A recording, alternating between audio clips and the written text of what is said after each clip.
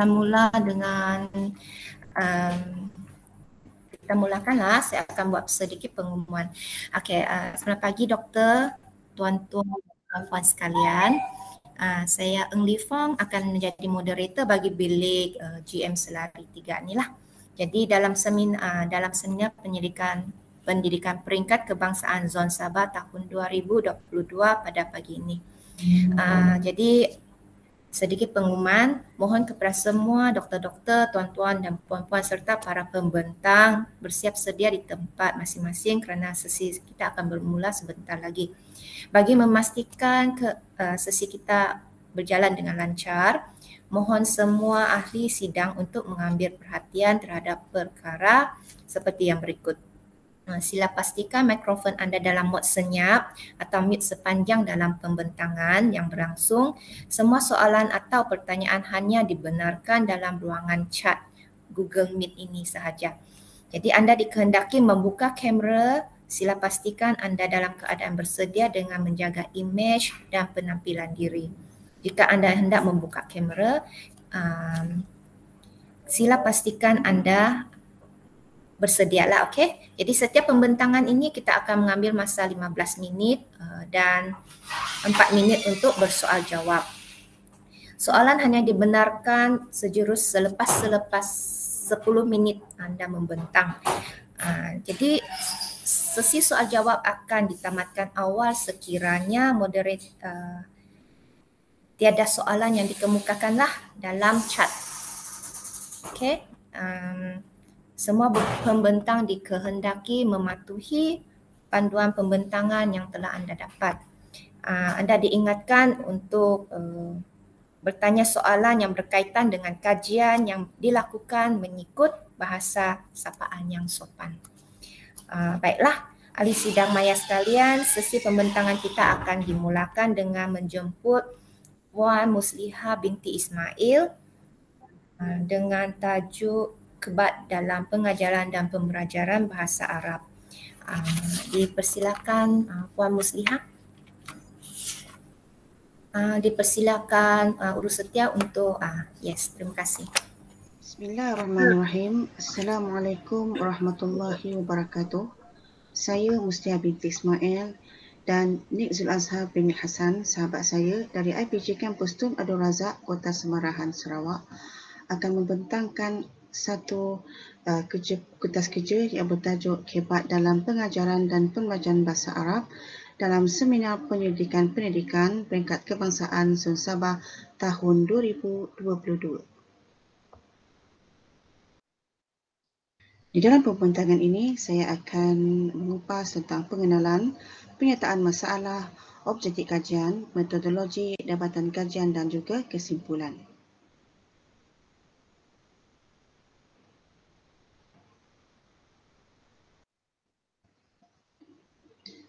Kita pergi kepada pengenalan.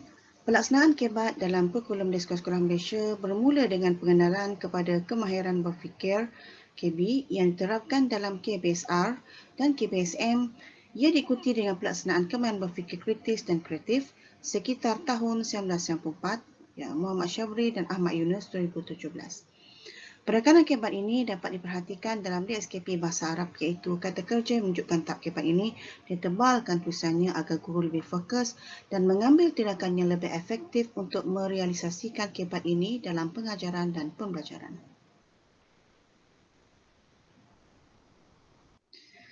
Ini adalah screenshot yang saya ambil daripada DSKP. Dapat diperhatikan di dalam screenshot ini adalah perkataan-perkataan yang dibulatkan itu.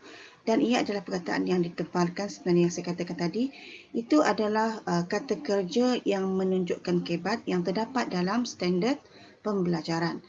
Ini membuktikan bahawa dia adalah panduan kepada guru untuk melaksanakan aktiviti berdasarkan kepada standard panduan, standard kandungan ataupun standard pembelajaran yang dibekalkan.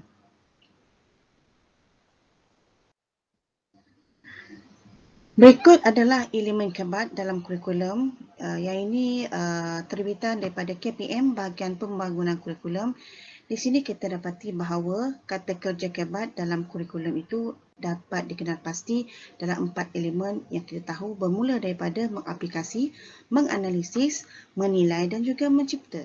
Di sini terdapat banyak sangat kata kerja yang merujuk kepada perbuatan kebat ataupun tindakan yang kita boleh laksanakan dalam BLIPI dan ia menunjukkan kemahiran berfikir aras tinggi.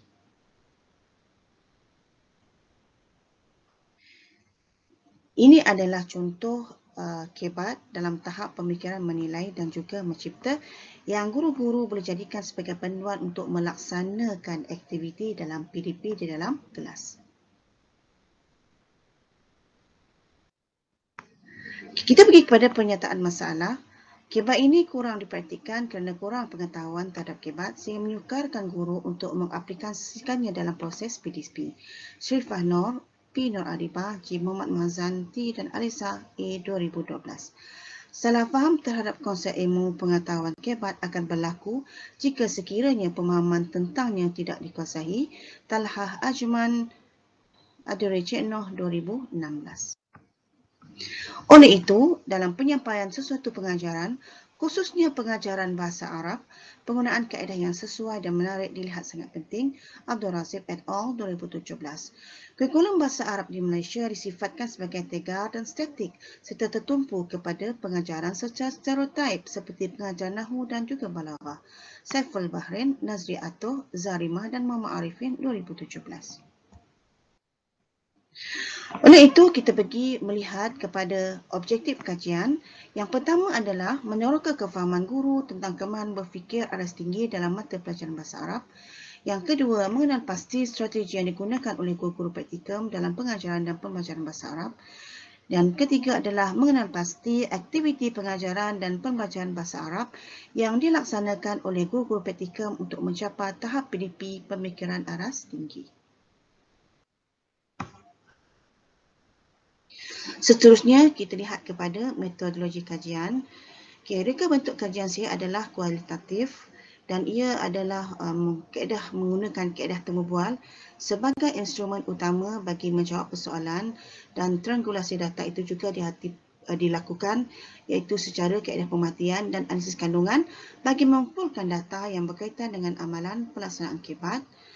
Peserta kajian saya adalah terdiri daripada 4 orang guru pelatih pengkhususan pendidikan Islam dan yang juga menjalani praktikum bahasa Arab sebagai elektif teras mereka. Dan mereka ini sedang menjalani latihan praktikum di 2 buah sekolah kebangsaan di Kota Samarahan. Ini adalah dapatan kajian saya. Pertama, kita lihat dari segi temu bual. Kita melihat sejauh manakah kefahaman pelajar-pelajar ataupun guru praktikum terhadap kebat. Peserta kajian pertama mengatakan bahawa ia adalah kemahiran berfikir untuk mencari jalan penyelesaian terhadap masalah yang diberikan. Ia merangsang keinginan murid untuk berfikir dengan apa jua cara untuk menyempurnakan tugasan yang diberikan oleh guru. Temu bual 1, 22/8/2022. Peserta kajian kedua pula mengatakan bahawa ia adalah salah satu cara guru untuk merangsang daya pemikiran murid dengan memberikan tugasan yang memerlukan kemahiran berfikir dan cara menyelesaikan masalah yang diberikan cikgu. Temu bual 2, 26/8/2022. Peserta kajian ketiga pula mengatakan bahawa kebat ini kita perlu laksanakan untuk menilai kedalaman kefahaman serta kebolehan dan keupayaan murid untuk menyelesaikan masalah.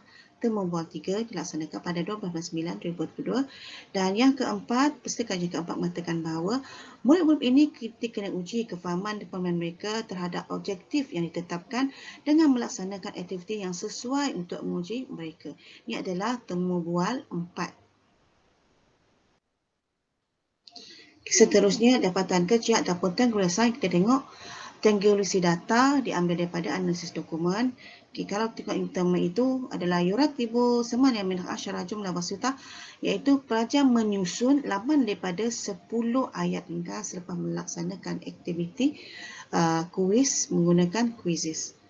Yang ketiga adalah menulis 3 daripada 5 ayat ringkas selepas melaksanakan latihan secara individu. Itu adalah dari sudut objektif pembelajaran yang di mana diterapkan kebat dalam penulisan objektif. Seterusnya adalah dari segi penulisan aktiviti ataupun pelaksanaan aktiviti, kita lihat pada nombor 5, iaitu guru meminta murid-murid untuk membina ayat-ayat berdasarkan kepada gambar. Di sini murid-murid perlu memikirkan apakah kata kerja yang sesuai untuk menggambarkan situasi yang diberikan oleh guru dalam gambar-gambar yang diberikan. Oleh itu, dalam bahasa Arab ini ia memerlukan kepada pemikiran yang lebih tinggi, iaitu perlu menggunakan kata kerja yang sesuai dengan jantina yang berada dalam gambar yang diberikan oleh guru. Okay, daripada pemerhatian pula, pada langkah yang ketiga, guru telah menyediakan beberapa bahan seperti kad manila, pensel warna, gam dan batang kayu aiskrim. Murid-murid diminta untuk membina sebuah buku skrap yang terkandung gambar-gambar pengangkutan dan melabelkannya mengikut perkataan yang betul. Nota lapangan 2028-2022. Yang kedua, pemerhatian yang kedua ialah guru mengedarkan kad manila kepada murid-murid. Murid diminta untuk menyediakan peta iting yang mengandungi perkataan-perkataan yang berkaitan dengan tajuk, iaitu saya sayangkan sekolah saya. Guru telah menetapkan 10 minit saja untuk menyiapkan tugasan yang diberikan. Nota lapangan 26/8/2022. Guru ini memaparkan beberapa gambar dan dialog. Beliau meminta murid untuk memadankan gambar dengan dialog yang betul berdasarkan kata kerja untuk muzakkar dan muannas yang telah dipelajari. Nota lapangan 14/9/2022. Dan yang keempat adalah kebat ini diperhatikan daripada kemahiran penyoalan yang telah dilaksanakan oleh guru dalam kelas.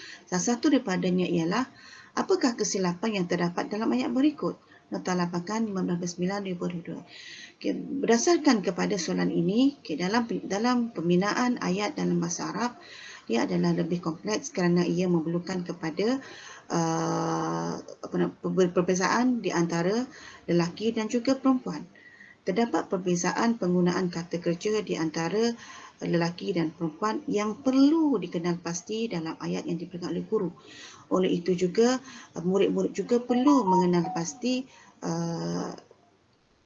isim isyarah yang digunakan dalam ayat sama ada ia betul ataupun tidak. Berikut adalah gambar-gambar yang telah dikutip ataupun diambil ketika pengkaji membuat pemerhatian terhadap pelaksanaan aktiviti dalam kelas. Di sini kita dapati bahawa terdapat aktiviti membentuk perkataan menggunakan tanah liat dan ia mengaplikasikan apa yang dikatakan sebagai kemahiran menulis. Kemudian kita lihat kepada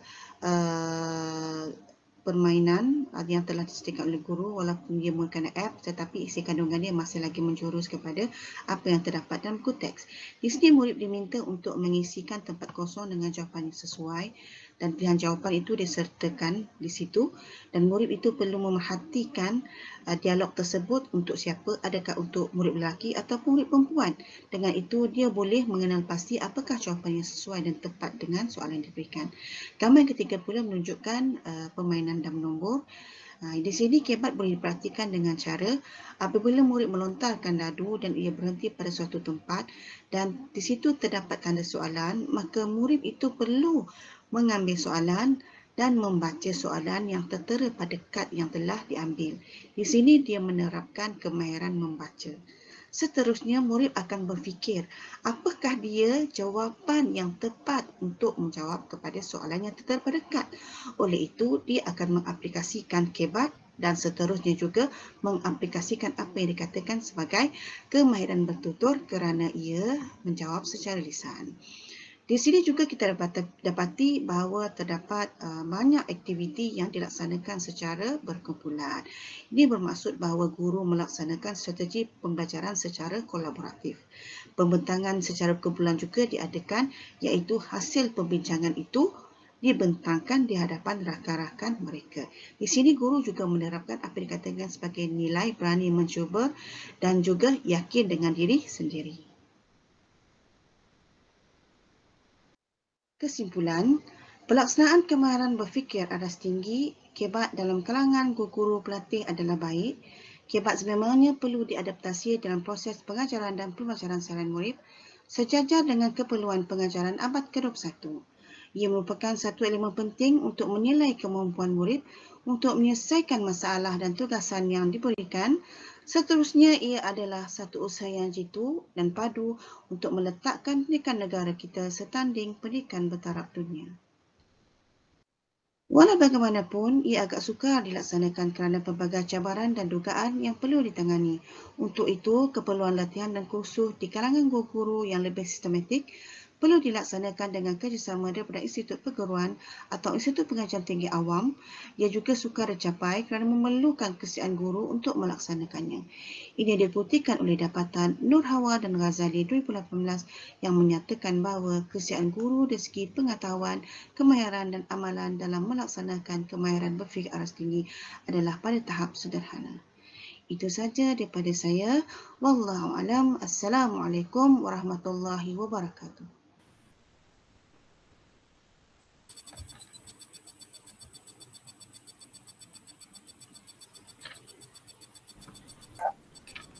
Terima kasih kepada pembentang tadi untuk makluman Tuan Ismail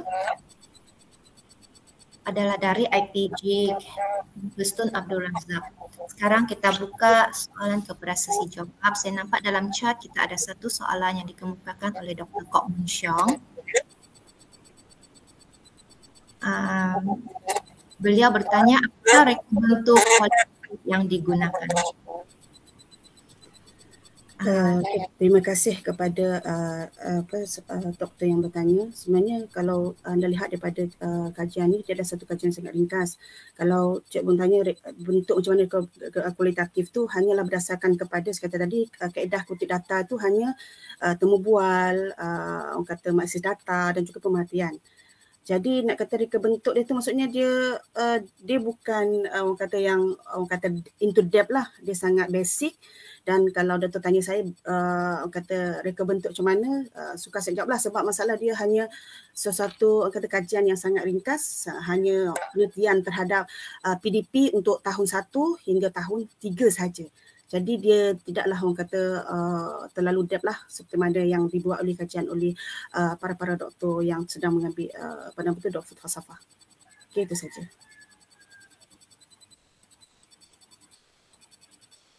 Doktor, ada juga soalan lah diteruskan dengan pertanyaan berkaitan apakah ia kajian kes.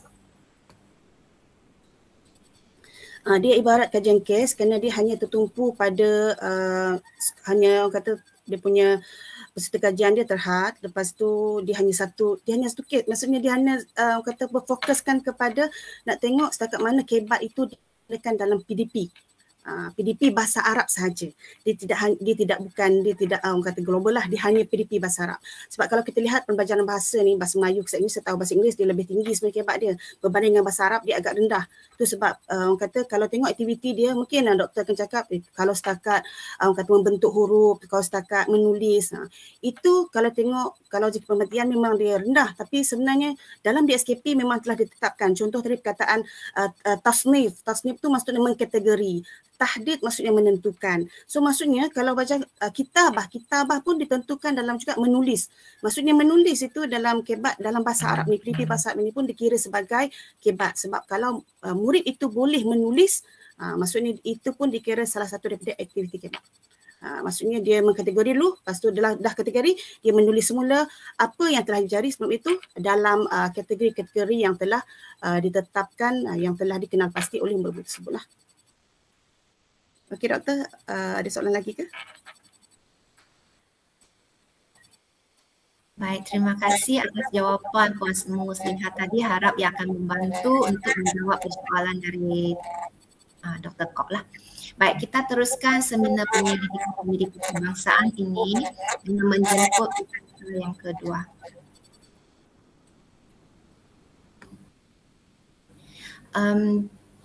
Peserta yang kedua ni akan membentangkan kajian bertajuk Pendekatan Pembelajaran Modular bagi topik ungkapan algebra dalam fungsi graf.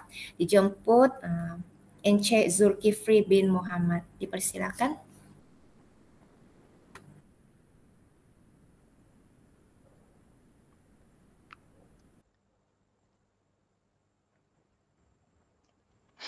Assalamualaikum warahmatullahi wabarakatuh. Saya Cikgu Zulkifli bin Muhammad daripada SMK Agama Keningau ingin membentangkan kajian tindakan saya yang bertajuk pendekatan pembelajaran modular bagi topik ungkapan algebra dan graf fungsi.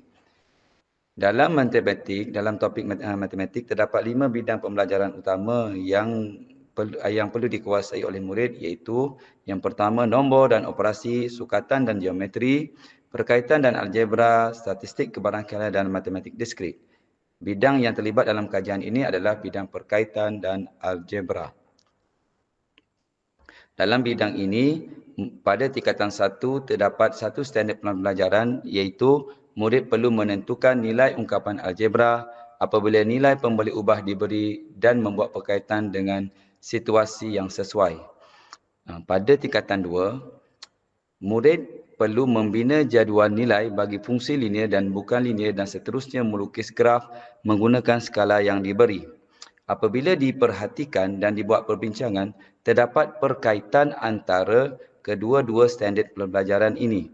Oleh kerana dia berada pada bidang yang sama, standard pembelajaran 5.13 merupakan asas kepada standard pembelajaran 8.12. Oleh itu, setelah perbincangan dilakukan dan pemerhatian, saya berpendapat bahawa topik graf fungsi, iaitu membina jadual nilai bagi fungsi linear dan bukan linear boleh terus diajar kepada murid tingkatan 1 kerana standard pembelajaran 5.13 merupakan prior knowledge ataupun pengetahuan asas kepada jadual standard pembelajaran 8.21.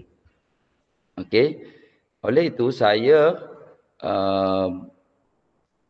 melakukan satu kajian tindakan bagi melihat, bagi menambah baik amalan pengajaran saya, matematik saya melalui pendekatan modular, di mana saya persoalan kajian yang saya ingin capai dalam kajian ini adalah bagaimana saya boleh menambah baik pengajaran saya dengan memodularkan topik graf fungsi dan ungkapan algebra dalam pembelajaran dan pengajaran matematik sekolah menengah.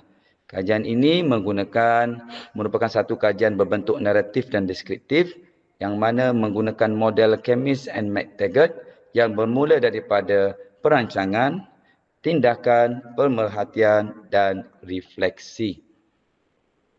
Pada fasa perancangan, saya telah menganalisis dokumen seperti latihan murid dan di SKP.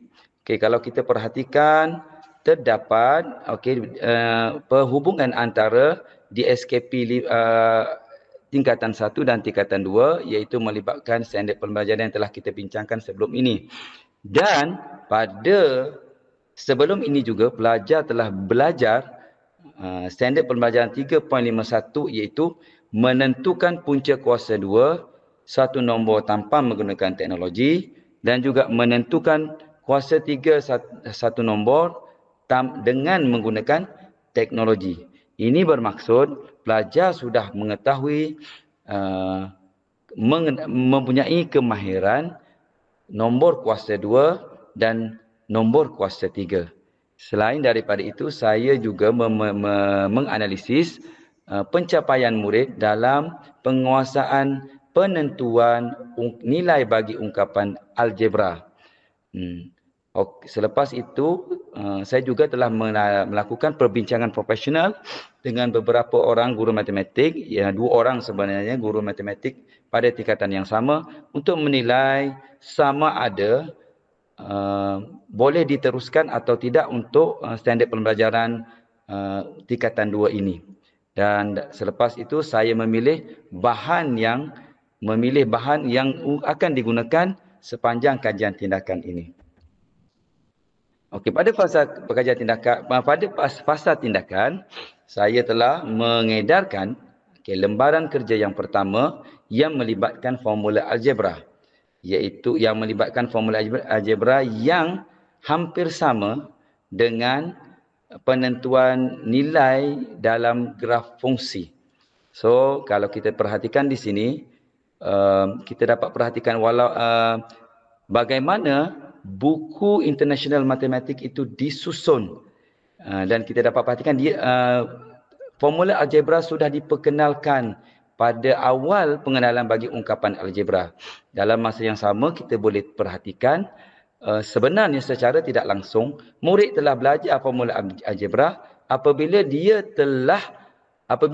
belajar menjawab soalan berkaitan dengan soalan aplikasi, di mana secara tidak langsung sebenarnya mereka ataupun murid telah menentukan nilai bagi satu formula algebra. Okey, selepas itu, fasa yang kedua, saya latihan lembaran kerja melibatkan nombor kuasa 2.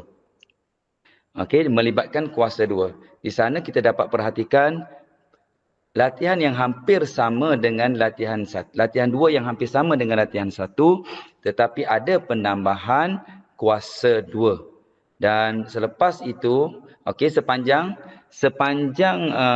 proses latihan 1 dan latihan 2, saya hanya menggunakan pendekatan pengajaran langsung yang hanya melibatkan introduction, perkembangan, dan bagi latihan secara guided, lepas tu membetulkan kesalahan dia, membuat penilaian dan juga membuat latihan secara independen dan akhir sekali membuat penilaian. Dan untuk fasa terakhir itu ujian bagi menilai adakah murid mampu untuk menentukan nilai bagi ungkapan graf fungsi linear, bukan linear, iaitu dalam kes ini adalah kuasa 2. Okey. Fasa ketiga melibatkan pemerhatian. Pada fasa ini saya menganalisis setiap markah murid. Kita dapat perhatikan pada markah latihan 1, latihan 2, latihan 1 penuh markah dia, latihan 2 terdapat variasi, dan pada fasa inilah saya melakukan pembetulan kepada murid. Dan markah pada ujian menunjukkan majoriti murid. Hanya 3 orang murid yang mendapat markah kosong, yang mana tidak menguasai langsung, dan ada satu murid yang lemah, dan seterusnya dan kebanyakannya adalah di peringkat menguasai. Dan antara kesilapan yang saya perolehi, yang saya dapat kesan adalah apabila melibatkan nombor kuasa 2, pelajar mendarab. Contohnya 3 kuasa 2 sepatutnya 9, dia pergi 3 darab 2. Lepas tu dia menggantikan nilai yang salah ke dalam fungsi dan melibatkan operasi asas. Kesalahan dalam operasi asas iaitu pendaraban dan penolakan, dan terlupa tanda kuasa 2 pada jalan kerja, dan yang melibatkan kuasa 2 nombor negatif. Ini yang paling ramai, iaitu kuasa 2 nombor negatif. Ini refleksi yang saya dapat.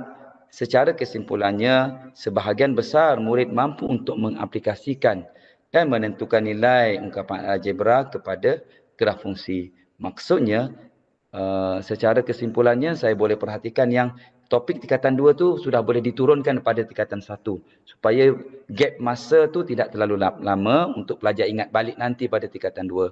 Dan kita terpaksa menerima yang ada murid yang tidak menguasai, tetapi disebabkan jumlahnya terlalu kecil, jadi intervensi perlu dilakukan kepada 3 murid yang mendapat markah kosong dan 2 murid yang mendapat markah yang lemah itulah. Dan perbincangan, kita sebagai guru perlu memaksimumkan penggunaan pengetahuan sedia ada murid dalam merancang pengajaran. Jangan sampai kita perlu mengulangi perkara yang sama ataupun mengulangi pembelajaran lepas pada pembelajaran yang seterusnya dan mengambil masa yang lama. Sedangkan kita boleh terus menggunakan pengetahuan tersebut untuk pembelajaran yang baru. Dan guru perlu kreatif dalam memahami kehendak sesuatu topik. So, pada tahap ini saya percaya bahawa guru perlu menganalisis keperluan di SKP dengan lebih terperinci. Dan akhir sekali, guru perlu menggunakan pendekatan evidence informed, iaitu menggabungkan kajian-kajian dalam bidang perkaitan ilmu dan kepakaran guru dan memahami konteks kumpulan yang terlibat, iaitu murid dalam menambah kualiti amalan pengajaran. Itu sahaja daripada saya. Sekian, terima kasih.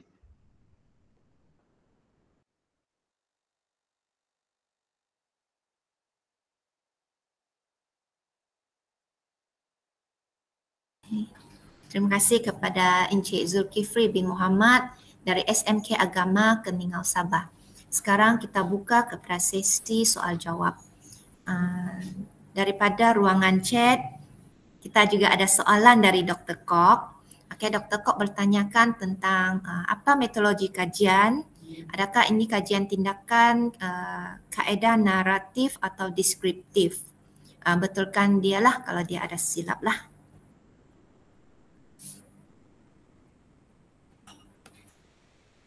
Sila buka mic Cikgu Zulkifli.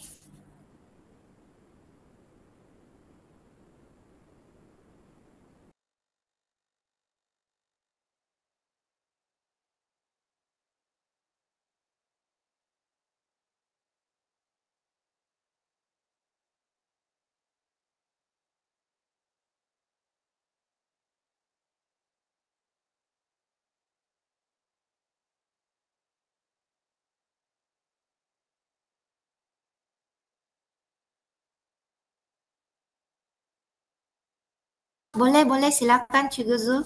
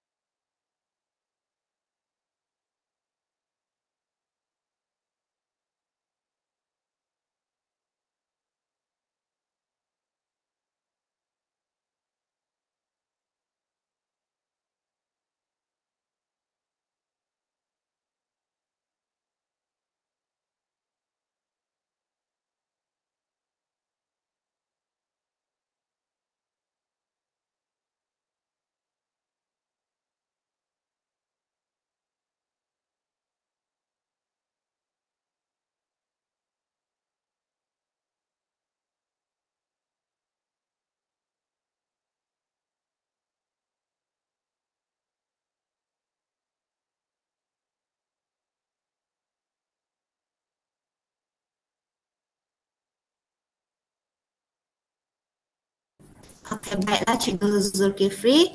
Soalan yang kedua ialah apakah intervensi yang telah dilaksanakan dalam kajian tindakan ini?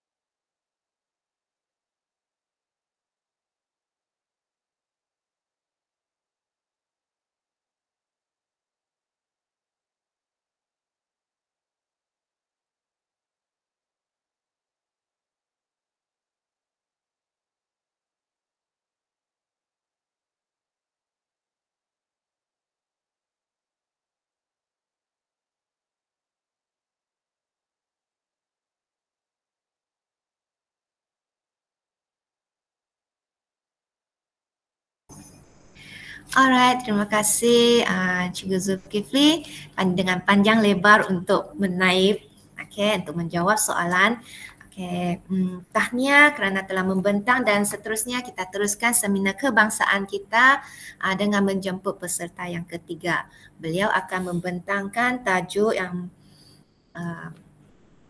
kajian penggabung jalinan kaedah KMR Prestemsi, iaitu pengintegrasian kemahiran reka bentuk pendidikan STEM secara inquiry dalam subjek reka bentuk dan teknologi RBT. Dipersilakan Puan Mas Liza binti Muhammad Mutalib. Dipersilakan.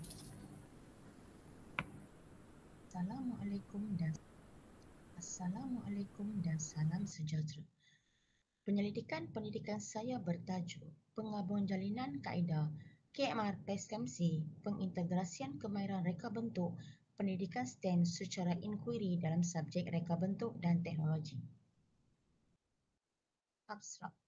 Program Transformasi Sekolah TS25 merupakan sebahagian daripada usaha Kementerian Pendidikan Malaysia ke arah meningkatkan sekolah berkualiti dan kemenjadian murid dengan mengaplikasikan amalan terbaik dalam pelaksanaan pengurusan dan kepimpinan serta pedagogi dalam pengajaran dan pembelajaran.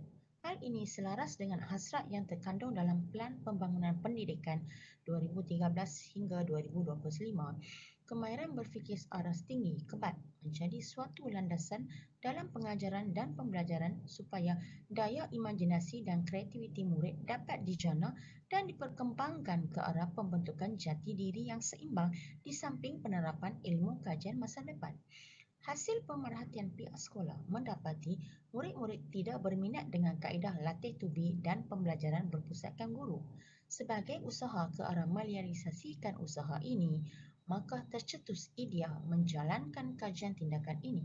Kajian tindakan ini lebih menjurus ke arah kaedah penggabung jalinan kemahiran mereka bentuk pendidikan STEM secara inquiry. Sebanyak 32 orang murid terlibat dalam kajian ini. Hal ini secara langsung dapat membantu murid-murid menghasilkan projek melalui teknik inquiry, penyelesaian masalah dan pembelajaran berasaskan projek. Secara keseluruhannya didapati penerokaan melalui kemahiran mereka bentuk percaya menarik minat murid meneroka sesuatu reka bentuk dengan idea yang tersendiri. Kata kunci, penggabung jalinan kemahiran mereka bentuk pendidikan STEM secara inquiry dalam subjek RBT. Pengenalan. Sewaktu mula mengajar subjek RBT, didapati murid kurang memberikan tumpuan ketika proses pengajaran dan pembelajaran dalam kelas. Pelbagai kaedah dan teknik pengajaran digunakan termasuk penerapan elemen Pak 21, namun murid-murid tidak berminat untuk mengikuti pelajaran di dalam kelas. Semasa PKP, saya berkongsi video untuk murid menonton dan menjawab latihan yang diberikan secara atas talian. Didapati hanya 7 hingga 10 orang murid daripada 32 orang sahaja yang menghantar latihan secara atas talian. Didapati ia berterusan sehingga bulan April. Mulai bulan Mei, saya menggunakan kaedah secara Google Meet. Masalah yang sama juga saya hadapi. Bilangan penglibatan murid adalah sama. Semasa sesi Google Meet, saya menggunakan kaedah seperti peta iting dan rolling mobil. Masalah yang sama juga saya hadapi. Oleh itu, saya menjalankan refleksi kendiri. Objektif AM. Kajian ini lebih berfokus kepada proses peningkatan kefahaman dan kemahiran murid dalam proses PDP yang lebih menyeronokkan yang berkaitan dengan pembelajaran berasaskan KMR dalam subjek RBT. Di samping mengukur sejauh mana keberkesanan pembelajaran prestemsi dalam memudahkan pengajaran dan pembelajaran di dalam bilik darjah. Objektif kajian adalah menerapkan unsur KMR dan STEM di dalam proses PDP. Secara tidak langsung, ia selaras dengan hasrat KPM membudayakan pendidikan STEM di sekolah. Objektif khusus, sekurang-kurangnya 80% murid dapat menghasilkan projek berasaskan unsur KMR dan unsur STEM.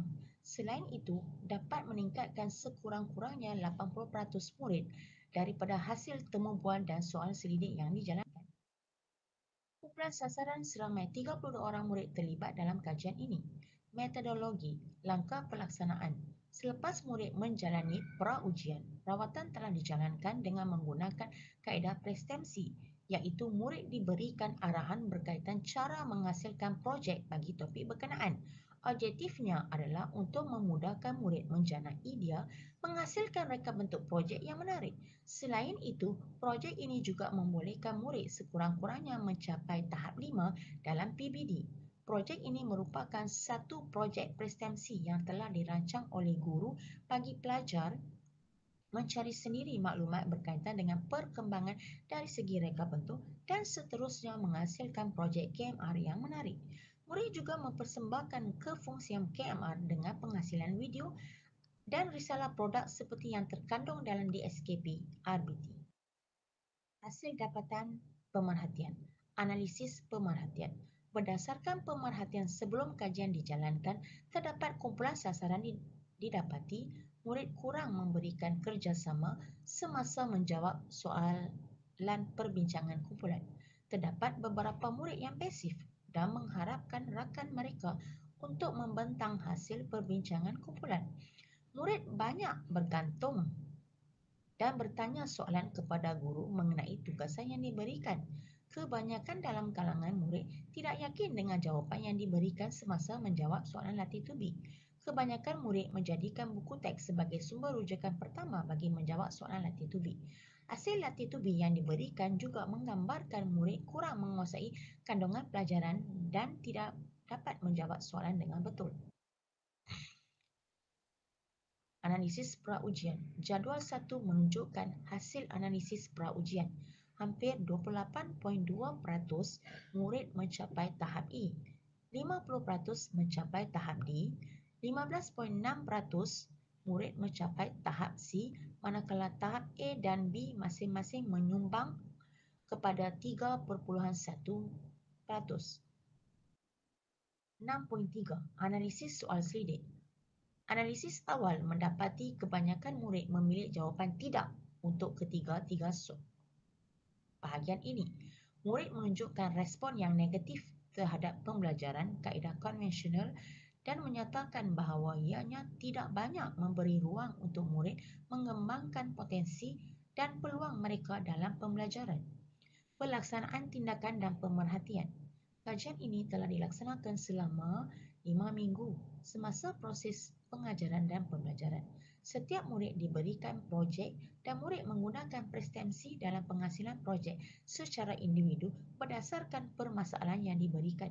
Guru bertindak sebagai pemudacara dan murid perlu membuat rujukan dari pelbagai sumber yang relevan.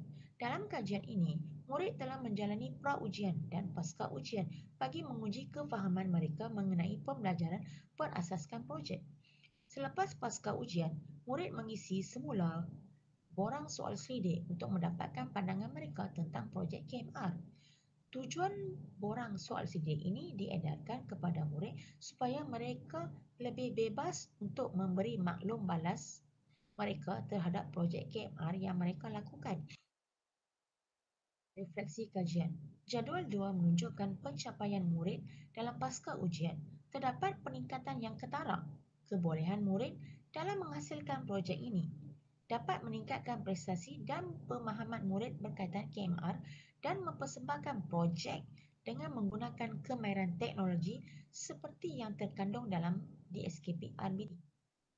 Berdasarkan graf, penggunaan kaedah ini telah menunjukkan kesan yang positif terhadap keputusan ujian murid selepas mereka melaksanakan projek model ini. Jumlah murid yang mendapat 80% telah meningkat daripada 1 orang kepada 14 orang. Kelompok murid yang berada di tahap sederhana juga meningkat, menunjukkan impak yang positif apabila 25 orang murid yang mendapat markah 40 hingga 59% telah berkurang kepada 2 pelajar sahaja. Rumusan analisis ini telah menunjukkan mereka telah menguasai dan faham dengan topik ini.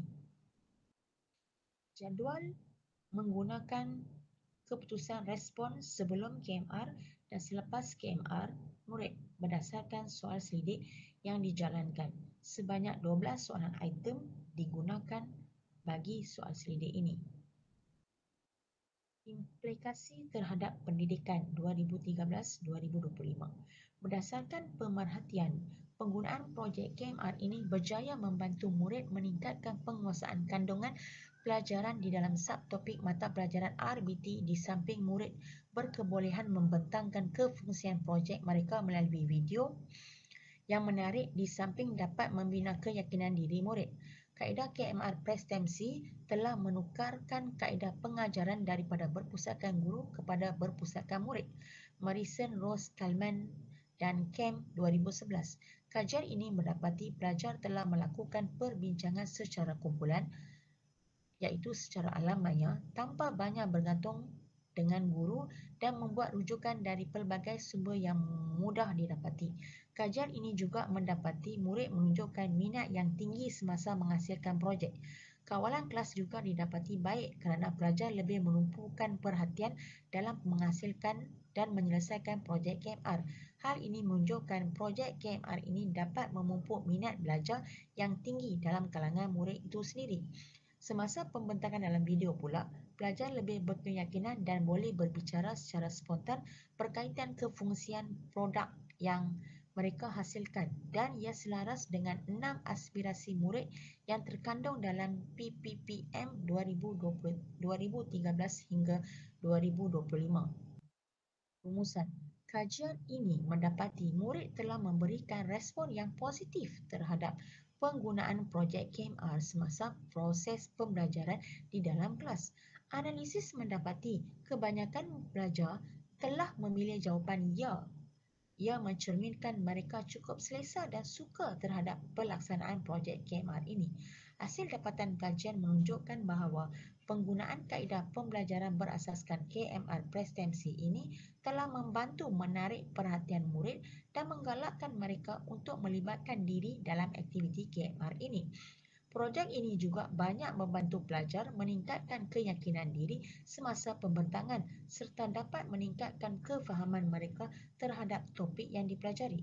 Kajian juga mendapati KMR ini telah menggalakkan murid berfikir aras tinggi, kebat, bagi menghasilkan projek mereka sendiri. Secara langsung, kebat menjurus kepada keperluan pendidikan 4.0. Pengkaji mendapati pelajar telah menggunakan bahan-bahan sampingan terpakai untuk menghasilkan projek inovasi. Ini adalah hasil kerja murid.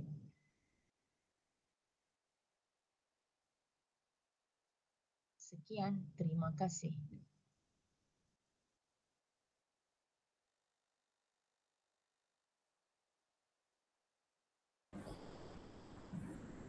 Terima kasih Puan Mazliza binti Abdul Muttalib.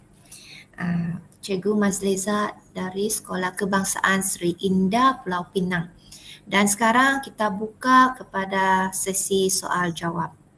Mohon sekiranya terdapat soalan untuk Puan Mazliza, sila kemukakan dalam chat.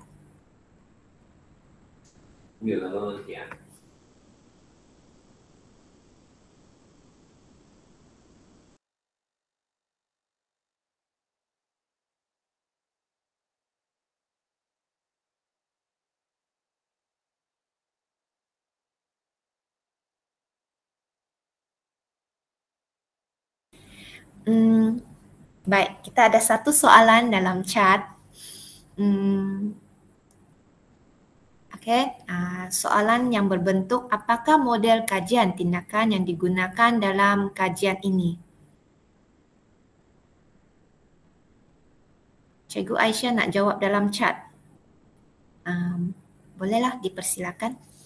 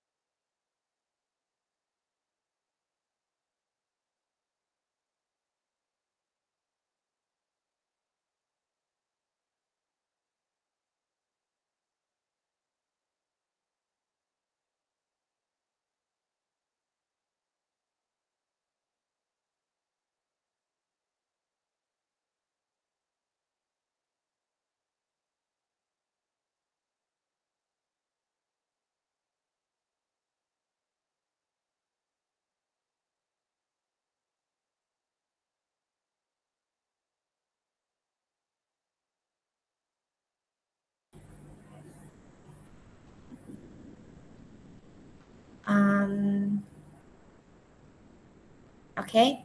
Jadi soalan yang kedua, apakah intervensi yang telah dijalankan dalam kajian tindakan ini? Ya, untuk Puan Masliza lah. Terima kasih.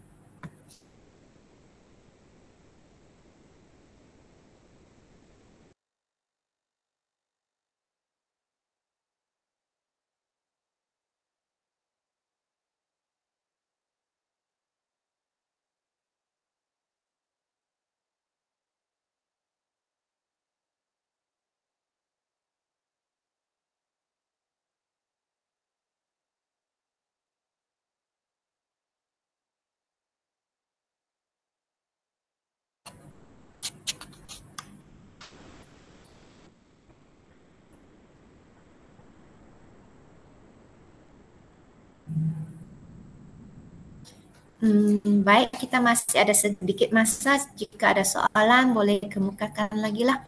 Jadi Cikgu Aisyah telah menjawab intervensi yang dilaksanakan adalah melalui kerja projek secara individu. Beberapa soalan berunsurkan STEM digunakan bagi menggalakkan murid mencari maklumat tentang projek yang dijalankan. Okey, ada soalan lagi? Kita ada sedikit masa lagi untuk pembentang yang seterusnya.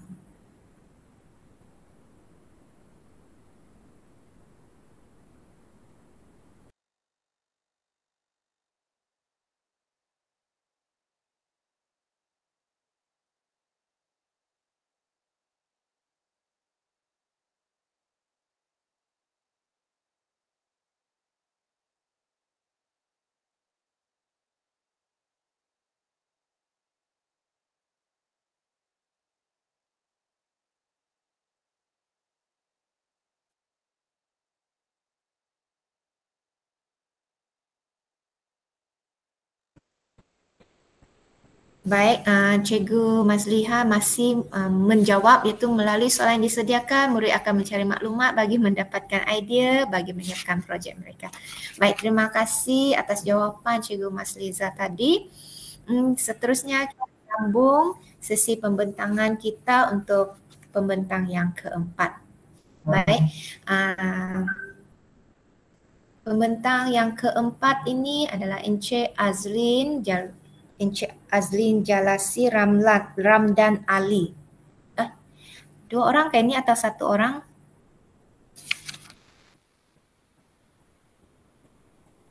Tiada suara Cikgu Azlin.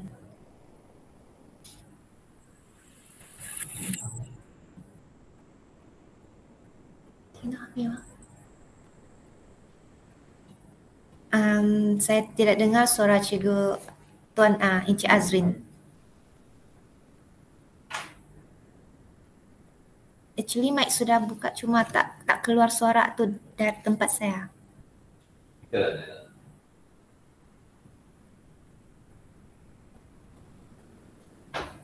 Okey. Baik. Dengan itu Cikgu Encik Azlin Jalasi akan membentangkan tajuk kajian pembangunan aplikasi carian homestay Mesra Muslim di Sabah sebagai contoh projek dalam kursus perancangan pemasaran.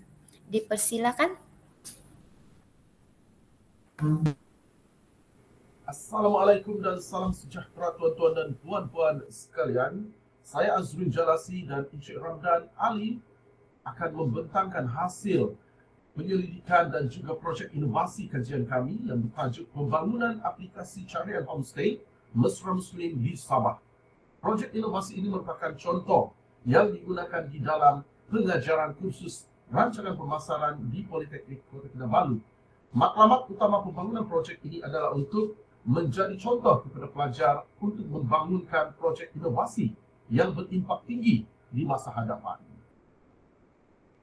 Latar belakang penyelidik dan pembentang untuk projek ini, saya sendiri Azlin Jalasi merupakan pensyarah perdagangan dalam bidang pemasaran di Politeknik Kota Kinabalu dan Encik Ramdan juga merupakan pensyarah pemasaran di Jabatan Perdagangan Politeknik Kota Kinabalu.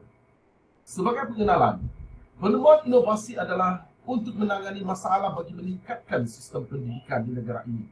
Berpegang kepada prinsip ini, projek inovasi aplikasi carian Homestay Mesra Muslim di Sabah ini dibangunkan sebagai contoh inovasi terbaik kepada pelajar yang mengambil kursus rancangan pemasaran ataupun marketing plan di Politeknik Kota Kinabalu, Sabah.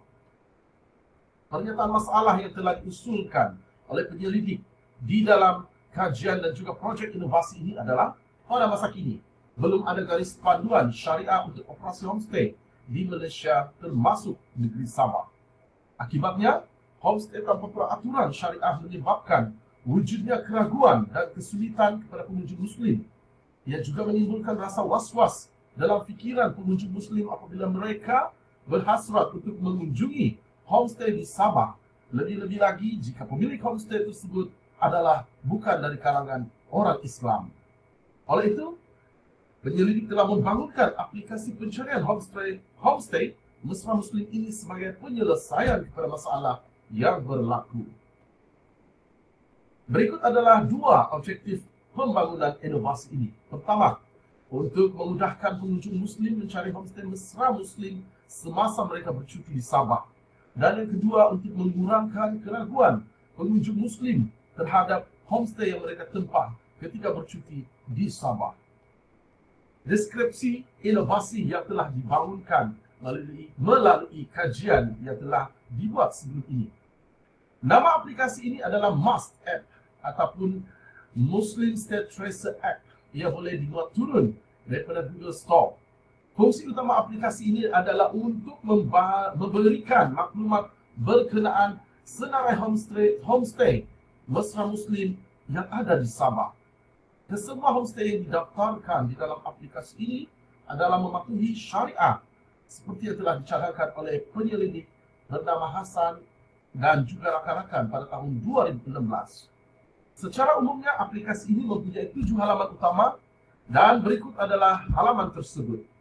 Pada halaman yang pertama, kita menyaksikan ada logo di tengah dan ada nama aplikasi iaitu Muslim Stay Tracker dan juga skema warna berwarna hijau. Apabila pengguna menekan logo, maka aplikasi ini akan membawa pengguna ke halaman yang kedua seperti yang tertera di dalam skrin sekarang. Di dalam halaman kedua ini disediakan menu button di mana pengguna boleh memilih menu yang mereka mahukan yang tertera di dalam. Dan dalam masa yang sama juga di halaman kedua ini ada ruangan untuk cari dan juga tapis. Di mana kalau pengguna ingin mencari nama homestay tertentu, mereka boleh type di sini dan search dan dia akan muncul. Begitu juga dengan filter. Sekiranya pengguna ingin menapis senarai homestay, ciri-ciri homestay yang mereka cari. Sebagai contoh, mereka inginkan homestay yang mempunyai 3 bilik tidur dan 2 bilik air, mereka boleh tapis. Mereka boleh cari melalui filter dan search. Dan pada halaman yang kedua juga disajikan senarai homestay yang telah berdaftar di bawah apps ini yang telah diiktiraf mematuhi syariah ataupun Mesra Muslim. Di ruangan ketiga ini, sebenarnya di dalam menu button tadi, apabila pengguna menekan menu-menu tertentu, dia akan bawa ke halaman yang ketiga seperti yang tertera sekarang dan juga halaman keempat seperti sekarang. Di sini, di halaman ketiga, pengguna boleh mendaftar sebagai pengguna aplikasi ini. Mereka boleh letak gambar dan juga boleh letakkan nama, maklumat seperti email, dan mereka juga boleh daftar masuk ataupun orang bilang login di ruangan ini. Dan sekiranya pengguna baru, mereka boleh mencipta akaun baru di dalam ruangan ataupun halaman yang ketiga. Dan dalam masa yang sama, pengguna boleh membaca privacy dan policy aplikasi ini. Dan dalam masa yang sama juga, ada tertera contact number, email admin bagi aplikasi ini sekiranya pengguna ada sebarang persoalan untuk admin aplikasi ini. Okey, di halaman keempat, pengguna juga boleh dibawa ke sini melalui email button tadi. Di sini juga ada ruangan search seperti di halaman yang kedua tadi, di mana sekiranya seperti yang tertera di awal tadi, apabila pengguna menaip ataupun mencari nama homestay khusus seperti sekarang ini, Hazbin Cottage, maka aplikasi ini akan membawa pengguna ke halaman yang keempat, dan disinilah pengguna boleh mendapatkan maklumat lebih lanjut tentang homestay yang mereka search atau mencari sebentar tadi. Di halaman kelima, di sini adalah juga merupakan halaman yang bermula daripada menu button tadi.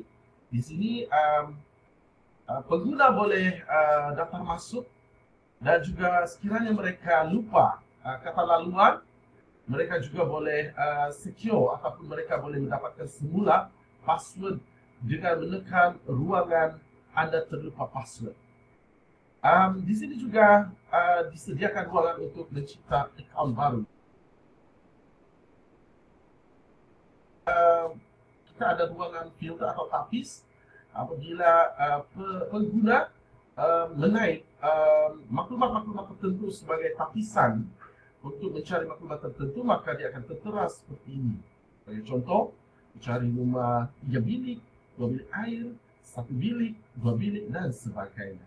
Seperti yang ada di sini, kita boleh cari dan tapis maklumat berdasarkan jumlah bilik air, dan juga review ataupun komen-komen pengguna sebelum ini, dan juga berkenaan boleh ditapis dengan menaip kemudahan-kemudahan yang mungkin kita cari.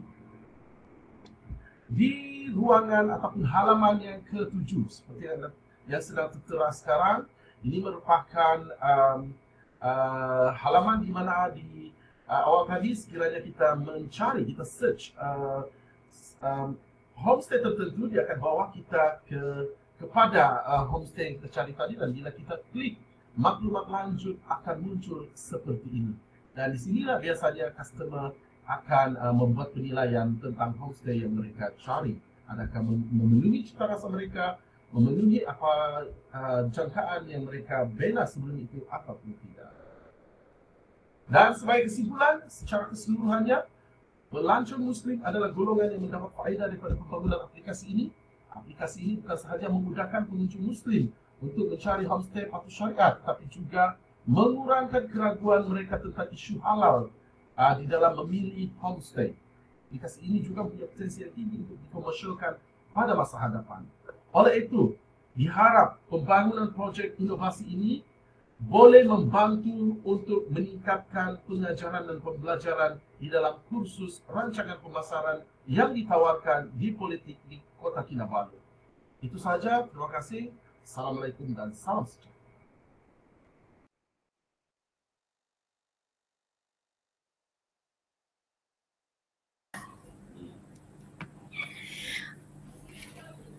Terima kasih kepada Encik Azlin Jalasi dan juga rakan sekajian Encik Ramlan Ali dari Jabatan Perdagangan Politeknik Kota Kinabalu, Sabah, Malaysia. Dan sekarang kita buka sesi kepada soal jawab. Baik, terdapat soalan dari ruangan chat. Soalan berbunyi, adakah aplikasi ini telah diuji dari segi keberkesanan di kalangan pengguna? Encik Jalasi dapat buka mic tak? Tak dapat sayuan dia. Memang tidak dapat buka Okey, tidak apalah. Okey, aplikasi ini baru dalam fasa prototype. Okey. Okey. Sekiranya ada soalan lain boleh kemukakan dalam chat. Saya akan baca untuk Encik Azlin.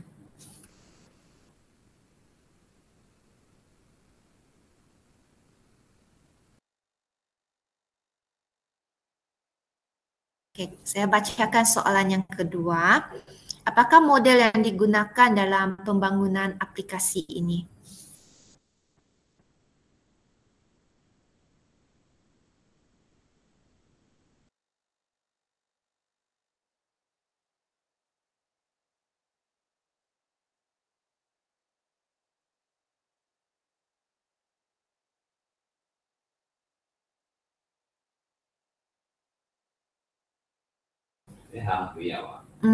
Soalan yang ketiga, adakah aplikasi ini dapat digunakan secara menyeluruh oleh semua?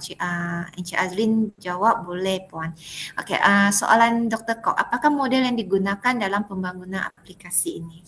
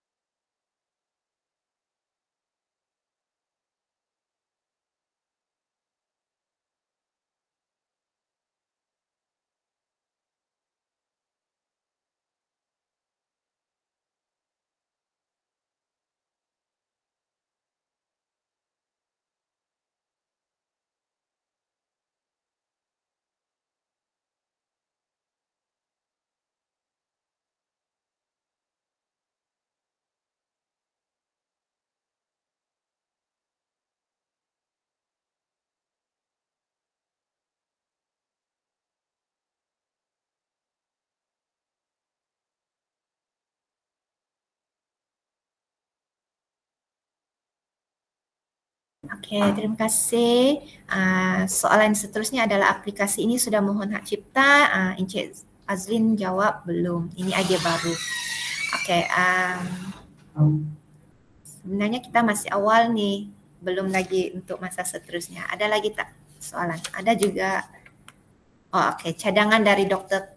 Kok adalah boleh memohon MyEPOS sebelum membuat pembentangan di mana-mana tempat lah. Soalan seterusnya, adakah aplikasi ini link kepada aplikasi yang sedia ada?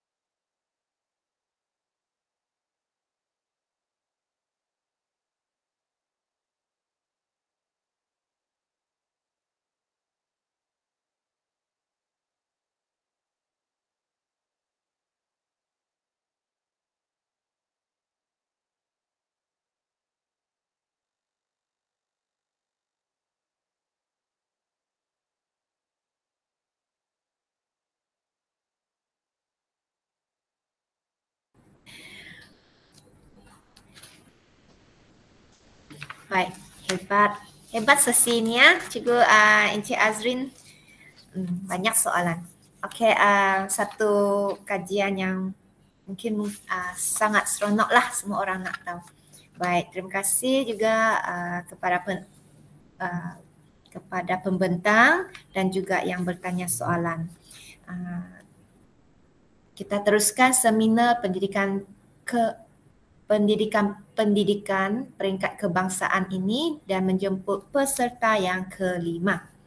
Okey, peserta kelima ini akan membentangkan kajian bertajuk Assessing Inquiry Learning Process in Learning Nanotechnology Units in Secondary School in Kota Belud District using the Community of Inquiry Framework. Dengan ini kita mempersilakan Puan Wu Liha untuk membentang kajian beliau. Dipersilakan.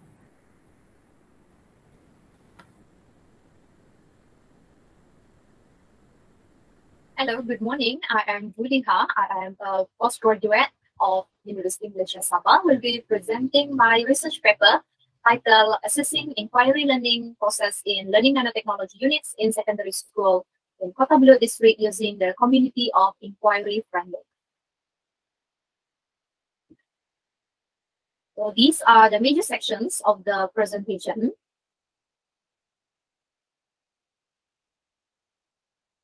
So the globalizations has reshaped the operations in organizations and professional across the world. Hence, the industry demands workforce with analytical thinking, digital skills, and sophisticated communication skills. So as the technology and machinery are taking humans' place in the workforce that require routine cognitive and manual input, they amplified the need to master the 21st century skill to tackle a broader world challenge, which comprise of 3 domains: learning innovations, digital literacy, and life and career skills. So these skills are acquired through the learning process, and scholars believe that these skills demand inquiry-oriented approach in learning. So the inquiry-based learning is a learning approach focused on building knowledge and understanding the subject matter through thinking. The phases in the IBL will enable the students to see patterns and meanings, gain depth knowledge of subject matter, whereby the knowledge is structured so that they are readily accessible, transferable, and applicable to acquire new information related to the content area. So Mantop also said that IBL can encourage the students to develop scientific skill individually or in collaborations so that they can appreciate the process of gaining knowledge. So owing to the benefits of IBL in the students' learning, there is desire to research the impact of inquiry-based educations on students' achievement. In fact, majority of scholarly research on IBL remain focused on the students' academic achievement through evaluations of grades, tests, and scores, as well as the educator's perspective. While these are positive initiatives, on one hand, it is often forgotten to ensure that these students are indeed experiencing the inquiry-based educations. So according to Mantop, any evaluation based on student accomplishment will probably produce misleading information regarding the impact of inquiry until significant changes in teaching towards IBL occur. Therefore, as an extension to Mantop paper, the present study calls to utilize the Community of Inquiry Framework, or the COI, as to assess the students' perspective of the IBL classroom conducted by their own teachers. The main purpose of the present study has been the adaptations and validations of the survey developed through the COI framework to measure the students' experience learning in the IBL classroom. Thus, the specific research questions have guided this study. So the first research question is, what is the validity and reliability of the COI survey for measuring quintessence of inquiry learning in learning applications of nanotechnology? Second research question is, what is the level of presence of each element in the COI for IBL of applications of nanotechnology? The third research question is there any correlation between student achievement in application of nanotechnology with the teaching presence, cognitive presence, and social presence? So this study adopted the IBL approach to apply in chemistry class of applications of nanotechnology in industry. This is a new learning unit introduced in 2021 in the KSSM, the new chemistry curriculum, KSSM. So this learning unit only included only 2 learning outcomes. The first one is to explain the meaning of nanotechnology, and second one is to explain nanotechnology through examples of applications in daily life. Malaysia seems to be discerning into what is included into the secondary school's curriculum, considering the requisites to introduce nanotechnology to secondary school students. Hence, measuring the educational experience of IBL in this learning unit would be of greater significance. Employing the IBL in this learning unit is expected to make this learning unit to be a meaningful session for the students to appreciate it as a relevant chemistry learning for them. Now on the theoretical framework of the Community of Inquiry. This framework adopted and developed elements from social learning theories and innovative knowledge community that focus on competence growth and knowledge creations. rather than knowledge transfer. So these features are consistent with constructivist approach to learning, and Garrison and Arbo believe that a meaningful educational experience is a blend of teaching presence, cognitive presence, and social presence. Integrations of these three elements would serve as a guidance to present the learning content, establishment of atmosphere for peer communications, and inform the discourse that would facilitate students' participations in the learning. Each of the elements has several indicators, and the items of inquiry of community of inquiry survey also are categorized into these indicators as well. So this study was participated by 27 students from 2 secondary schools in the district of Kota Belud, Sabah. These students enrolled in chemistry subject in Form 4. The first school is SMK Tanggusi, had 14 students participated in the study, while the second school, SMK Tambulion, had 13 students participated. The interventions of IBL nanotechnology was conducted in both physical mode and virtual mode, whereby the first school received intervention in virtual mode, while the second school received intervention in the physical mode. The IBL nanotechnology was conducted in 16-minute session, which took place for 1.5 weeks. The COI survey was given to the students after they completed a test before the last session ended through the Google Form platform. It took me 3 reminders to collect all the response from the 27 participants. Meanwhile, for the data for analysis of student achievement was collected 2 weeks after the last sessions to test the students' retentions of knowledge in the nanotechnology. So the data analysis that will be adopted for this study would be internal consistency and content validity. Second one is descriptive statistic, and last one is Pearson correlation test. So the original COI survey consists of 34 items. Then it is adopted and translated into Malay language so that it would be appropriate for the secondary students to understand.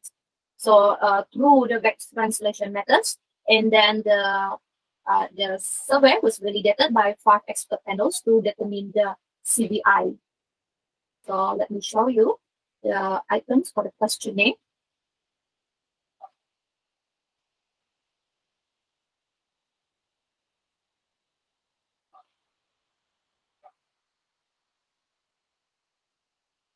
Okay, for the adapted questionnaire, the teaching presence consists of item number 1 until item 15. The social presence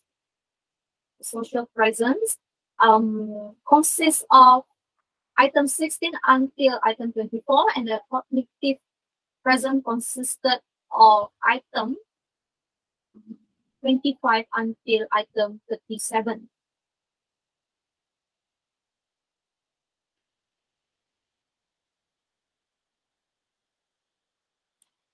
So for the first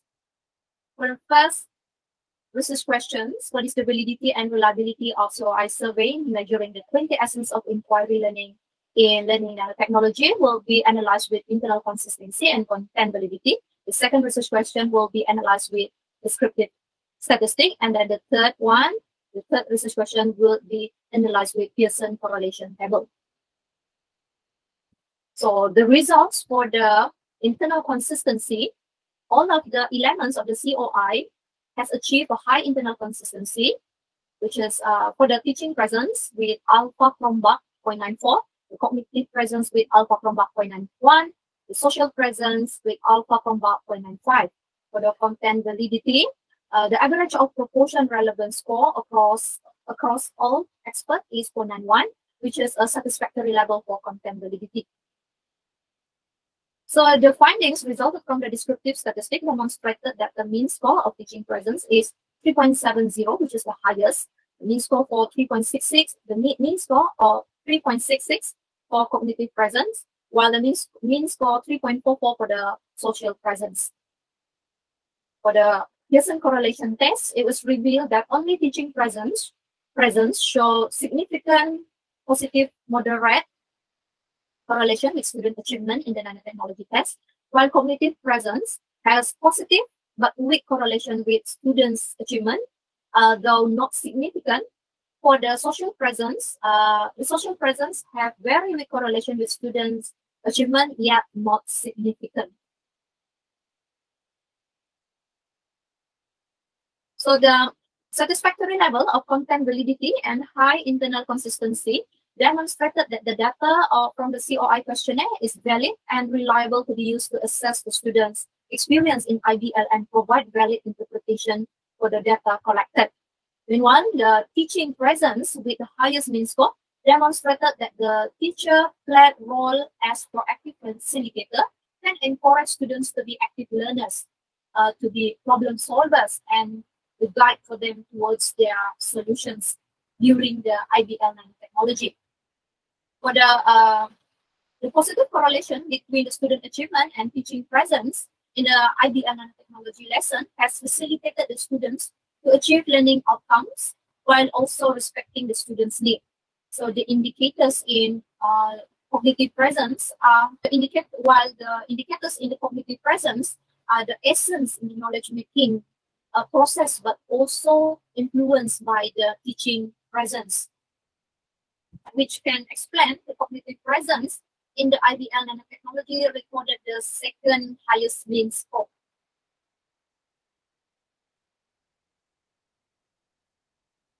Very weak correlation between the social presence and student achievements can be explained by the fact that students need more time to find comfort and trust each other after they just been back to school after long months of MCO in 2021. There has been a typo here. This study was conducted in January 2022, where these home for students only been back to school in October 2021.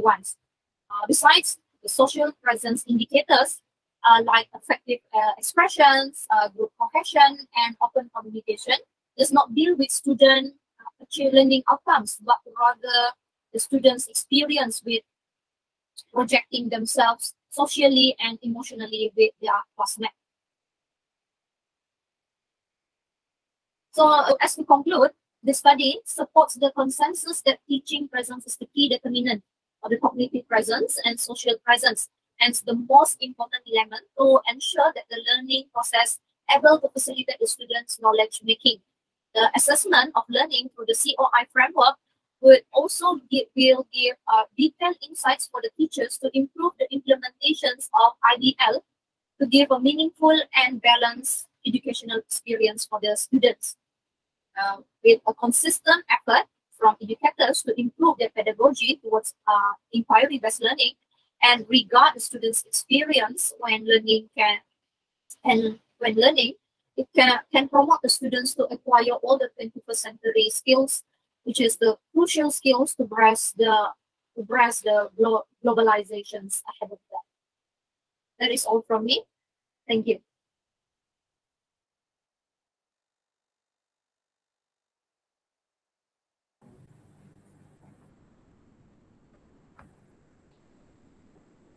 Baik, terima kasih kepada Puan Vuliha. Puan Vuliha ini adalah dari Universiti Malaysia Sabah. Dan sekarang kita buka kepada sesi soal jawab. Okey, dalam in-call message dalam GM ini terdapat dua soalan yang dikemukakan oleh Dr. Kok Boon Siong. Okey, soalan yang pertama berbunyi, this is an qualitative research with questionnaire as the instrument. How do you overcome the interval validity traits? Soalan yang kedua, only 27 sample involved in the questionnaire. How you run the normality test? Okay, sila jawab Puan. Terima kasih. Thank you, Dr. Kok, for the question. Yes, this is a quantitative research with questionnaire, and then I only have 27 sample involved. I did run the normality test lah for the Pearson correlation test.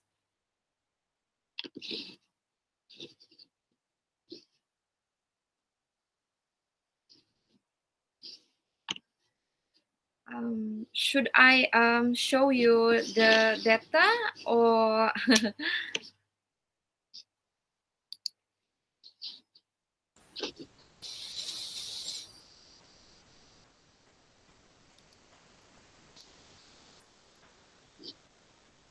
For the internal validity one.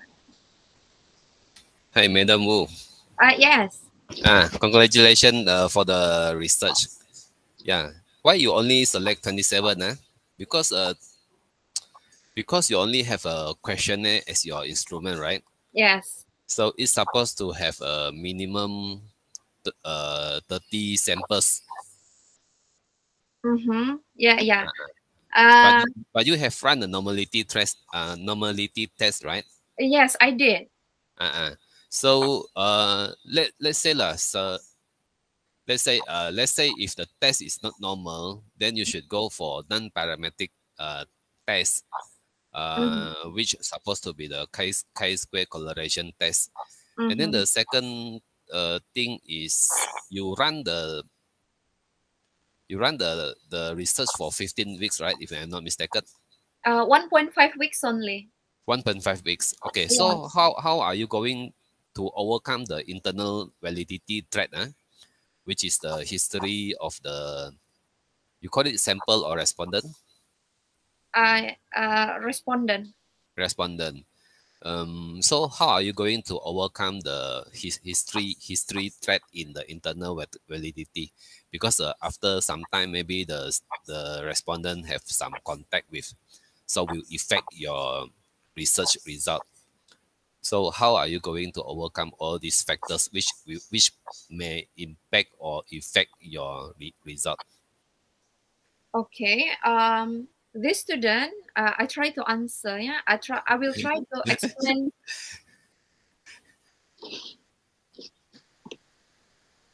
I will try to explain. But according to the research procedure, okay. This student were actually. This student were 27. I only have 27 participants as I don't have enough students. Yeah, these schools only have, there are 2 schools involved. The first schools only have 14 students, and then second school I only have 13 students. Yes, so I conduct this IBL nanotechnology lessons with them, and then after 3 sessions, I just give them the questionnaire through Google Form for them to complete lah.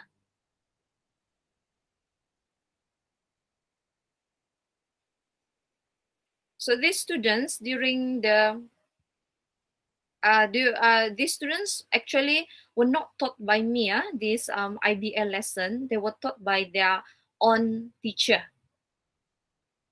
Under my supervisions lah. I was there physically for the first school, and then I was there virtually for the second school. Is that answering Dr. Koch's question? Yeah, okay, no problem. Don't worry, madam. But one more last questions maybe. Correct me if I'm wrong. Are you doing a pilot test, or this is a real test? This is actually already the real test. But you are testing the reliability and validity. So that's supposed to be in the pilot testing to me. So I'm not sure. But usually we run the reliability test and validity during the pilot testing. So we're supposed to have a different student, but not much different from background when we run the real test and the pilot test But it's supposed to be the different batch of the student. Maybe you can look for some other university for the samples. So I don't know. Just anyway, thank you, and thank you for your response and congratulations. May I respond on that pilot test? I did run a pilot test for this questionnaire also. Okay, for 10 equivalent students from Form 5 students. For your information, these 24/7 students only involve the Form 4 students. Before this COI survey were implemented on them, I already implement it for the purpose of pilot test for 10 equivalence Form 5 students.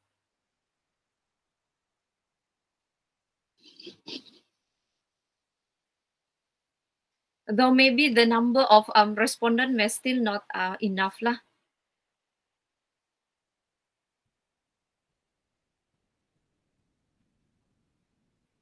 Okay, thank you, madam. Yeah, we are running out of time. Thank you.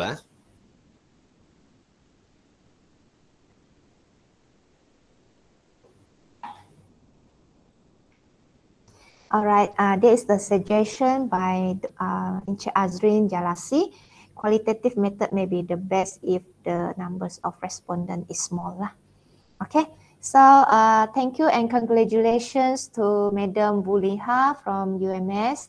And sekarang kita teruskan seminar pendidikan peringkat kebangsaan tahun 2021 ini dengan menjumpa peserta pembentang yang ke-6. Okay, beliau akan membentangkan tajuk kajian adaptasi teknik pengucapan awam membantu meningkatkan kemahiran berkomunikasi PLO 4, belajar diploma vocational. Dengan ini kita mempersilakan Encik Hayati Muhammad, Encik ke Puan?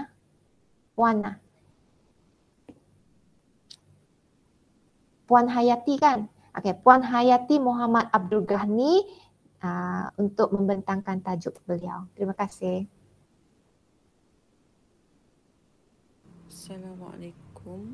Assalamualaikum warahmatullahi wabarakatuh. Saya Cikgu Hayati binti Muhammad Abdul Ghani daripada College Vocational Kelang. Untuk kajian tindakan saya bertajuk adaptasi teknik pengucapan awam meningkatkan kemahiran komunikasi PLO 4 pelajar diploma vocational.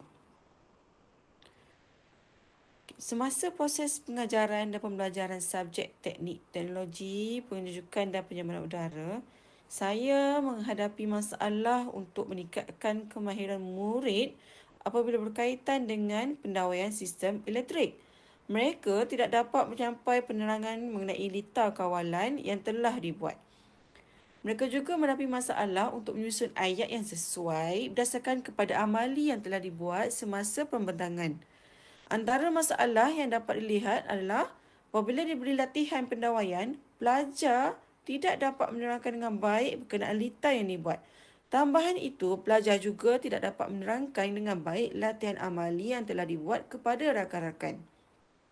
Maksudnya, bila pelajar kita buat latihan, dia tak boleh nak interpret dan tak boleh nak menyampaikan kepada rakan-rakan yang lain. Masalah yang penting juga, masalah yang penting juga dalam pengamatan saya adalah kebanyakan pelajar menggunakan bahasa pasar seperti korang, kau, diorang dan sebagainya semasa sesi pembentangan.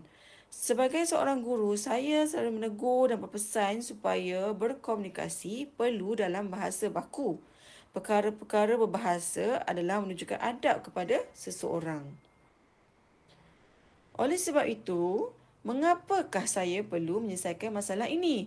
Sebagai seorang guru, saya bertanggungjawab untuk menyelesaikan isu ini kerana kemahiran berkomunikasi murid diploma amat penting kepada patut lulus subjek. Apabila diperhatikan dalam latihan, penguasaan kemahiran berkomunikasi murid masih berada pada skala 2 rubrik kemahiran berkomunikasi iaitu PLO 4. Program Learning Outcome nombor 4. Jika penguasaan kemahiran komunikasi bertambah, maka murid boleh menerangkan proses penyambungan lita dengan baik. Oleh itu, objektif kajian saya ialah untuk membantu murid-murid saya agar mereka boleh berkomunikasi dengan baik semasa menerangkan pendawaian lita iaitu dengan adaptasi teknik pengucapan awam. Yang pertama, teknik menyusun ayat permulaan pembicaraan. Yang kedua, teknik pernafasan yang betul. Yang ketiga, bahasa badan yang meyakinkan. Jadi, sasaran kajian saya adalah murid-murid saya yang seramai 15 orang daripada 26 orang yang kini berada di tahun 1 diploma Teknologi Penjujukan dan Penyamanan Udara di Kolej Vocational Kelang. Tahap penguasaan kemahiran berkomunikasi mereka adalah skala 2 daripada skala 5. Okey, ini adalah contoh pelaksanaan kajian, analisis tinjauan masalah secara deskriptif dan naratif penceritaan. Okey, yang pertama, apabila saya buat pemerhatian semasa sesi pengajaran dan pembelajaran, 13 daripada 15 orang pelajar menunjukkan reaksi takut dan gelisah semasa PDP. Lagi-lagi apabila berkaitan dengan pembentangan. 10 per 15 tidak berani bersuara apabila kita minta untuk memberi penerangan. Kalau boleh lari ke belakang. 14 per 15 murid menunjukkan bahasa badan yang tidak meyakinkan. Contohnya bila berdiri kat depan, masing-masing akan pandang kiri kanan, tak pandang audiens dan tangan duduk kat belakang. Bahasa tangan duduk kat belakang tu menunjukkan yang pelajar kita ni adalah seorang yang tidak yakin semasa dia nak bercakap. Okay, yang kedua adalah temu bual. So, dalam proses temu bual ni, 13 daripada 15 murid tidak dapat menerangkan prosedur mendakwa wanita. Okey. Yang kedua, 12 per 15 orang murid tidak dapat memulakan ayat perbicaraan. Perbicaraan. Mereka tak tahu macam mana nak mulakan perbicaraan apabila diminta memberi pembentangan. 11 per 15 murid tidak tahu cara berdiri yang betul untuk pengucapan idea. So, ini murid-murid saya bagi tahu. Murid-murid saya tak tahu macam mana nak berdiri dengan tegak, tak tahu nak pandang siapa, tak tahu nak mulakan ayat perbicaraan apabila diminta untuk memberi pembentangan. Lagi-lagi berkaitan dengan pendakwan data. Okey, yang ketiga, kita buat analisis dokumen. 12 daripada 15 orang murid mencapai skala 2 bagi rubrik kemahiran komunikasi. 9 per 15 orang murid mendapat skala 2 bagi rubrik penyampaian idea. Maksudnya dekat sini, murid saya ada masalah dari segi berkomunikasi. Jadi sebagai seorang cikgu, saya teruskan untuk mencari jalan untuk selesaikan masalah ni. Okay, untuk pelaksanaan kajian, aktiviti yang saya jalankan adalah kolaborasi bersama dengan kaunselor. Kaunselor memberi bengkel teknik pengucapan awam di mana perbengkelan adalah skop kepada murid diploma di Kolej Vocational. So, saya sediakan kertas kerja untuk menjemput kaunselor sebagai penceramah. Kemudian, pada aktiviti yang pertama, bengkel teknik pengucapan awam. Sesi pertama, kaunselor memberi penerangan asas pengucapan awam. Teknik pengucapan awam diolah mengikut kesesuaian kepada murid diploma. Olahan tertumpu kepada teknik pembentangan projek tahun akhir. Antaranya adalah asas ucapan seperti impromptu, teks pernafasan, teknik susunan permulaan pengucapan. Yang kedua, pelajar dikumpulkan dalam satu kumpulan yang besar. Sesi ice breaking dijalankan. Setiap pelajar, setiap murid perlu memperkenalkan diri dan menyatakan tagline masing-masing. Pada aktiviti kedua, dapat lihat murid-murid saya nampak lebih aktif dan lebih bersemangat untuk bercakap. Permulaan ucapan, murid membuat teknik pernafasan iaitu 3 saat dia sedut nafas, 3 saat henti nafas, tahan dan 3 saat hembus pernafasan. Proses ini diulang sehingga rasa takut hilang. Pelajar juga diminta membuat ucapan impromptu. Maksud impromptu ni adalah ucapan yang tak disusun. Ucapan yang tiba-tiba orang suruh kita berucap. Okey. Contoh yang saya dapat bagi adalah pada gambar 4 itu adalah pelajar saya diminta untuk membuat impromptu apabila dia diadakan jamuan untuk happy birthday ataupun selamat hari lahir, dan ucapan yang pelajar saya bagi itu adalah secara impromptu. Yang seterusnya adalah ucapan awam. Seorang pelajar diminta untuk berucap di hadapan. Jadi Kaunselor dan saya akan tengok lenggok bahasa dan juga gaya yang digunakan oleh pelajar saya. Semasa sesi ini, apabila bahasa yang digunakan oleh pelajar tidak sesuai, kaunselor akan terus memberi penegasan dan rasional. Contoh yang berlaku adalah kebanyakan pelajar menggunakan bahasa seperti korang, diorang. Pembetulan terus dibuat oleh kaunselor. Jika pembetulan terus dibuat dengan perkataan beliau, jika itu yang dimaksud oleh pelajar adalah seorang guru. Aktiviti ketiga, pelajar diberi sebuah kotak. Muzik dimainkan. Pelajar perlu menyerahkan kotak kepada kawan-kawan mengikut turutan. Jika murid berhenti, murid perlu mengambil helaian kertas dalam kotak dan disimpan dalam poket. Sesi teruskan sehingga 10 orang pelajar mendapat helaian kertas dalam kotak berkenaan. Apabila selesai pusingan, kaunselor meminta setiap pelajar membuka helaian dan menceritakan mengenai perkataan yang diterima oleh rakan-rakan. Kepada rakan-rakan. Gambar 6 tu menunjukkan pembentangan idea setiap pelajar berdasarkan perkataan yang ada dalam helaian masing-masing. Satu perkataan sahaja dalam helaian kertas. Jadi setiap murid yang dapat tu akan buat ucapan secara impromptu menggunakan teknik perbicaraan permulaan awal tadi. Semasa sesi ini berlaku, murid dapat dilihat suka untuk menyatakan idea merujuk kepada teknik pengucapan asas yang terangkan oleh kaunselor semasa aktiviti 1 tadi. Murid dilihat seronok bercerita dan murid lain memberi kerjasama yang baik. Penghujung sesi kepada teknik penjawab soalan, teknik pengucapan awam, sesi penyampaian cenderahati kepada kaunselor dan semua pelajar diploma teknologi penunjukan dan penyamanan udara untuk 1 diploma. Pelaksanaan kajian iaitu tindakan dan pemerhatian.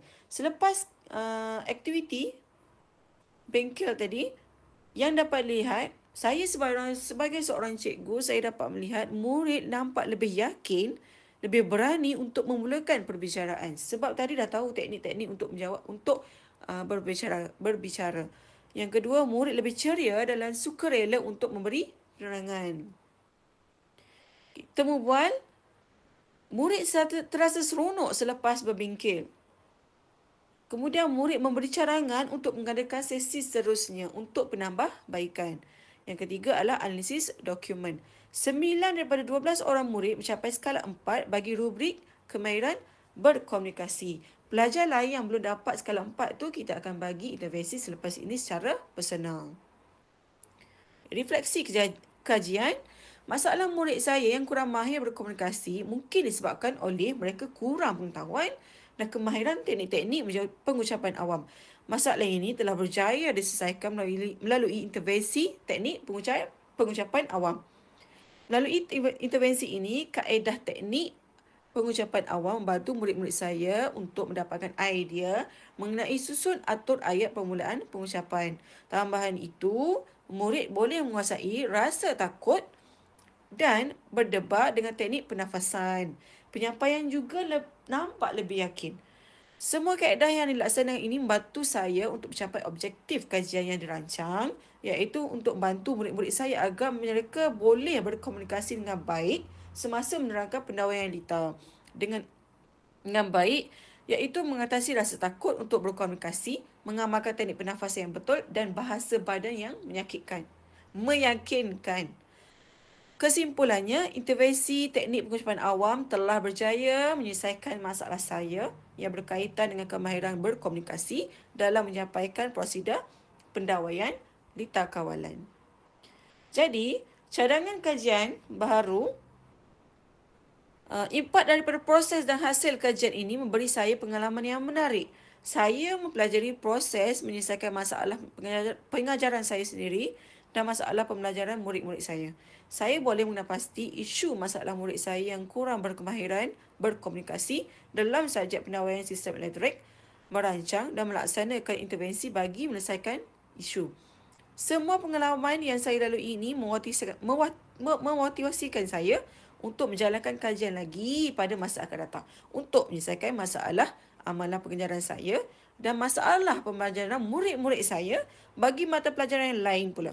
Saya sangat teruja apabila intervensi yang saya rancang berjaya menyelesaikan masalah yang saya hadapi. Selain itu, intervensi yang saya jalankan ini juga boleh saya kongsi kepada rakan-rakan guru yang lain yang mungkin mengalami masalah yang sama seperti saya. Sebenarnya, penyebaran luas telah berlaku. Saya telah menyebarkan luas kajian ini kepada rakan-rakan pensyarah yang lain dan mereka sangat berminat untuk menjalankan teknik yang sama di dalam kelas. Cadangan baru kajian selepas ini adalah saya akan buat satu teknik pengucapan awam yang lebih lengkap iaitu pelajar murid-murid akan memberi penerangan kepada audiens luar daripada college vocational.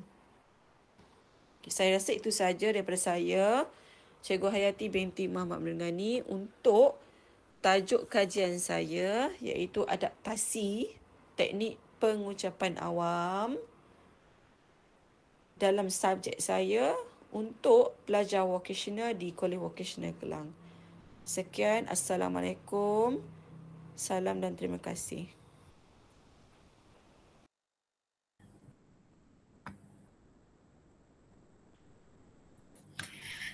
Terima kasih kepada Puan Hayati Muhammad Abdul Ghani, Cikgu Hayati dari Kolej Vocational Kelang. Sekarang kita akan buka sesi ini kepada soal jawab. Sekiranya ada soalan, sila kemukakan dalam in-call message GM. Dipersilakan.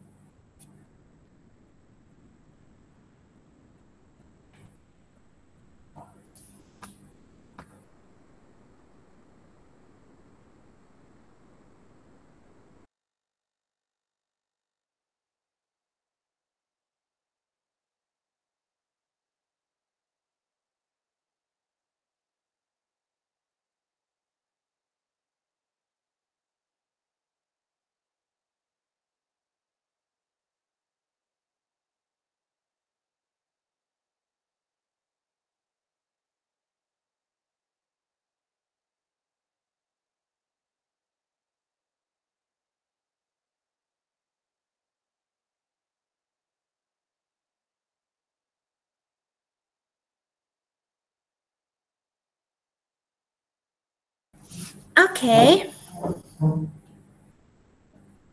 Kita tunggu lagi dalam seminit. Kalau ada soalan, sila kemukakan dalam in-call message.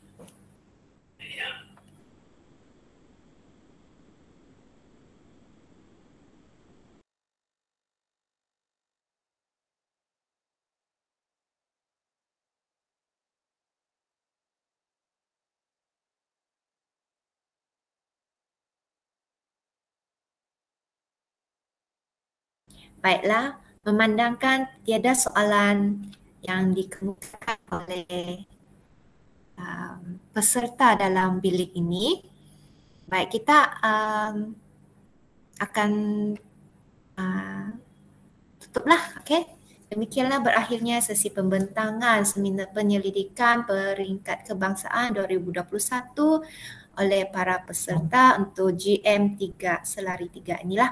Baik, majlis kita akan berhenti rehat dan bersambung semula untuk Selari 4 pada jam 10.30 pagi nanti. Okey, sekian, terima kasih. Sebelum tu kita boleh buka kamera dan kita gambar bersama.